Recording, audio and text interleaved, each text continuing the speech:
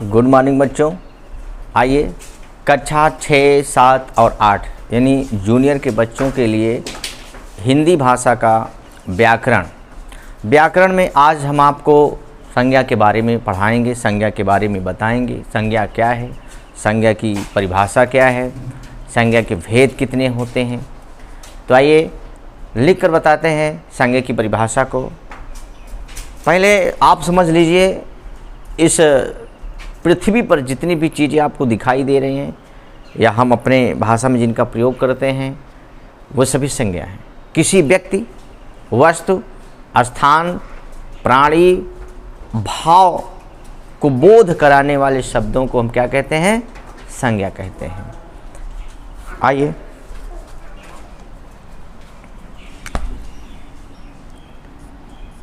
किसी व्यक्ति,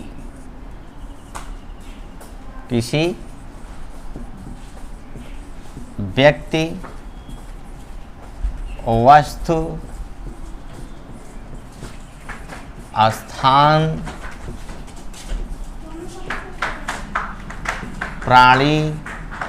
प्राणी और भाव के नाम का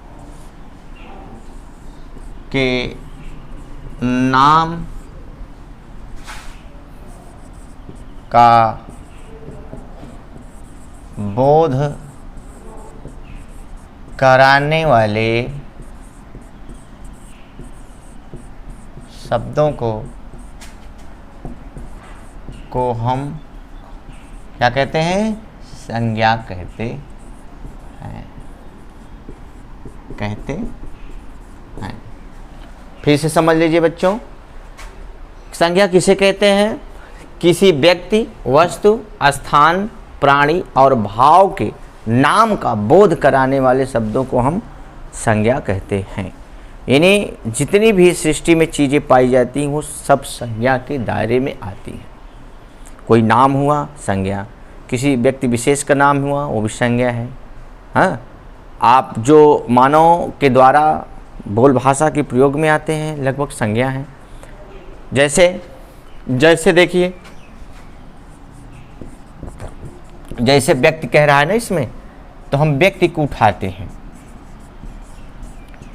व्यक्ति में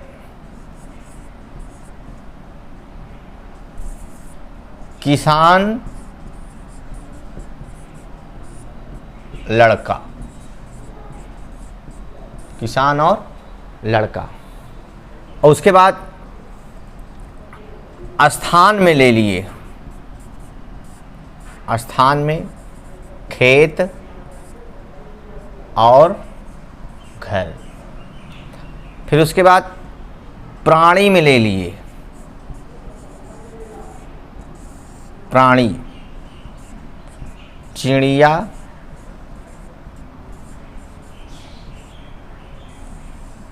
और मनुष्य। ये सब प्राणी हैं। फिर उसके बाद स्थान हो ही गया, प्राणी हो गया। भाव के नाम का बोध कराने वाले वस्तु में मान लीजिए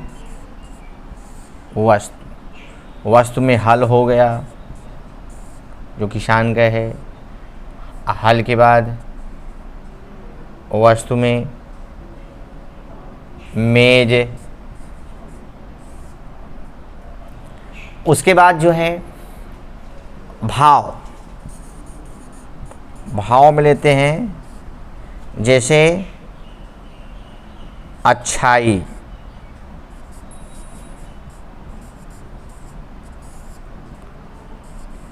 बुराई आदि। आप सैंपल देखिए, समझ जाएंगे। कह रहा है किसी व्यक्ति, वस्तु, स्थान, प्राणी और भाव के नाम का बोध कराने वाले शब्दों को संज्ञा कहते हैं। व्यक्ति किसान, लड़का, स्थान खेत, घर, प्राणी चिड़िया और मनुष्य, वस्तु में हल और मेज, भाव में अच्छाई और बुराई। ये सब क्या है? संज्ञा है। ये सब संज्ञा के उदाहरण हैं। ये संज्ञा की परिभाषा है और इसके नीचे जैसे जो है संज्ञा का उदाहरण है, एग्जाम्पल है। अब आइए संज्ञा के भेद। फिर से एक बार मैं समझा दे रहा हूँ, संज्ञा किसको कहते हैं उसको बिल्कुल रट लीजिए। किसी व्यक्ति, वस्तु, स्थान, प्राणी और भाव के नाम का बोध कराने वाले शब्दों को हम संज्ञा कहते हैं। संज्ञा के प्रकार यानी संज्ञा के भेद। संज्ञा के कितने भेद होते हैं? हिंदी भाषा में आपके संज्ञा के 3 भेद होते हैं। कितने भेद होते हैं? 3 भेद होते हैं। आइए प्रथम भेद के बारे में बताते हैं।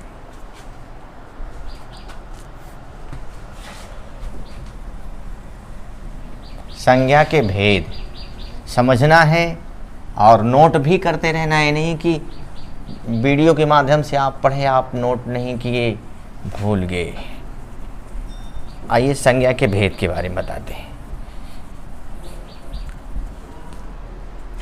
संज्ञा के भेद, यहाँ हम लिख दे रहे हैं संज्ञा के भेद। पहला नंबर व्यक्तिवाचक संज्ञा। कौन वाचक संज्ञा? व्यक्ति वाचक संज्ञा। दूसरा नंबर जातिवाचक संज्ञा। जातिवाचक संज्ञा। तीसरा नंबर भाववाचक संज्ञा। अब जातिवाचक में आपकी 2 संज्ञाएं और आती हैं, 2 भेद और आ जाते हैं। पहला नंबर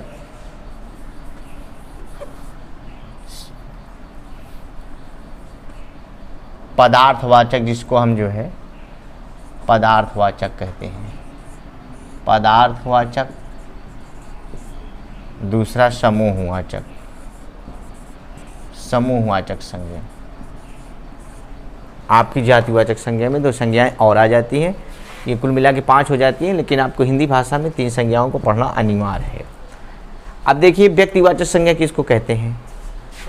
इसमें किसी व्यक्ति विशेष के बारे में जानकारी मिलती है। जिस संज्ञा शब्द के माध्यम से हम किसी व्यक्ति विशेष के बारे में जानकारी प्राप्त करते हैं उसे हम व्यक्तिवाचक संज्ञा कहते हैं। हाँ, जातिवाचक संज्ञा में, जातिवाचक संज्ञा किसी जाति विशेष के बारे में जब हमको जानकारी मिलती है तो हम उसे जातिवाचक संज्ञा कहते हैं। अब उसके बाद आता है भाववाचक संज्ञा में। हाँ, जब हम जिस संज्ञा शब्द के माध्यम से हम किसी भाव का और जो है जानकारी लेते हैं या भाव को प्राप्त करते हैं उसको भाववाचक संज्ञा कहते हैं। अब उसके बाद आता है जातिवाचक संज्ञा में 2 हो जाते हैं पदार्थवाचक संज्ञा। इसमें सारे जितने तत्व हैं, जितने पदार्थ हैं, लोहा, कांच और सोना, चांदी, हीरा, मोती, ये जितने भी धातुएं हैं, लकड़ी, ये सब सारे धातुएं इसमें आ जाती हैं। अब उसके बाद समूहवाचक संज्ञा, जिस संज्ञा शब्द से संख्या का बोध होता है, जैसे सेना और विद्यार्थी, परिवार, ये सब क्या है? समूहवाचक संज्ञा में आते हैं। मैं इनके उदाहरण लिख के बता रहा हूँ। व्यक्तिवाचक संज्ञा, इसमें किसी व्यक्ति विशेष के बारे में जानकारी मिलती है, जैसे महात्मा गांधी। जैसे क्या है? महात्मा गांधी,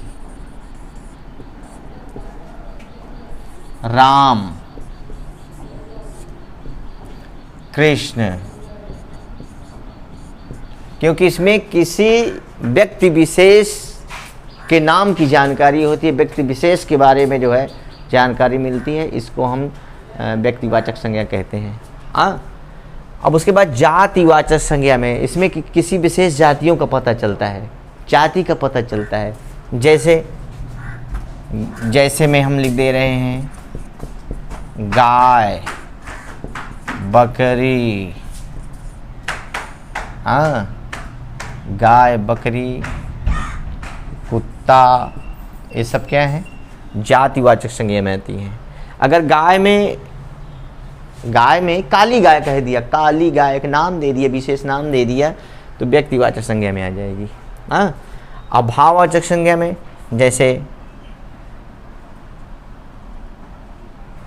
अच्छा, भाववाचक संज्ञा में जैसे अच्छा और आश्चर्य, आश्चर्य, हाँ,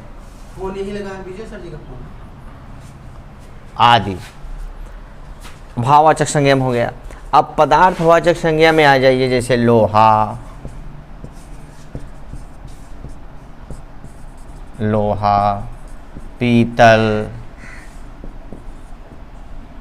लकड़ी, सोना, चांदी आदि, ये सब पदार्थवाचक संज्ञा में आते हैं। और समूहवाचक संज्ञा में जहाँ पर जिस संज्ञा शब्द के माध्यम से हम समूह के बारे में यानी संख्या के बारे में जानकारी प्राप्त करते हैं, वहाँ संख्या होती है, झुंड होता है, समूह होता है, वहाँ पर जो है समूहवाचक संज्ञा होती है। जैसे परिवार, परिवार मतलब एक व्यक्ति से तो परिवार बनता नहीं है, यानी कि परिवार में कई लोग होते हैं, कई सदस्य होते हैं, तो एक परिवार बनता है, इसलिए परिवार क्या है, समूहवाचक संज्ञा में आती है। उसके बाद सेना, एक व्यक्ति से सेना, एक सिपाही खड़ा हो जाए कि मैं सेना पूरी कंप्लीट किया हूँ, तो नहीं, सेना में कई सिपाही होते हैं, कई फौजी होते हैं, इसलिए जो है सेना क्या है, वो समूहवाचक संज्ञा है। विद्यार्थी, कई विद्यार्थी होते हैं, स्कूल होता है, पाठशाला चलता है, उसमें कई विद्यार्थियों की संख्या होती है, इसलिए जो है विद्यार्थी कौन सी वाचक संज्ञा है, समूहवाचक संज्ञा है। मैं लिख के बता रहा हूँ, जैसे सेना, विद्यार्थी, विद्यार्थी, परिवार आदि, ये सब जो है समूहवाचक संज्ञा में आते हैं। आज संज्ञा और संज्ञा के भेद के बारे में आप लोगों ने पढ़ा। बच्चों बस आज इतना ही, और आप लोग ऑनलाइन वीडियो के माध्यम से जो बीपी ओझा इंटरमीडिएट कॉलेज में क्लासेस चल रहे हैं, आप सभी क्लास को ज्वाइन कीजिए। आज बस इतना ही। अगले वीडियो में अगले पाठ्यक्रम की ओर या व्याकरण की ओर मैं आपको ले चलूँगा। आप हिंदी मन लगा के पढ़ते रहें। धन्यवाद।